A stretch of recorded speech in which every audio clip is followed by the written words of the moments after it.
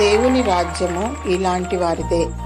Mark సువార్త 10వ అధ్యాయము 14వ వచనం.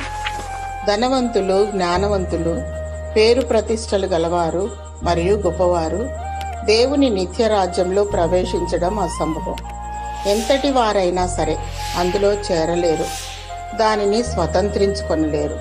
యేసు ప్రభువారు ఒక చిన్న బిడ్డనెత్తుకొని ఇలాంటి వారిదే పరలోక రాజ్యమని సెలవిచ్చాడు.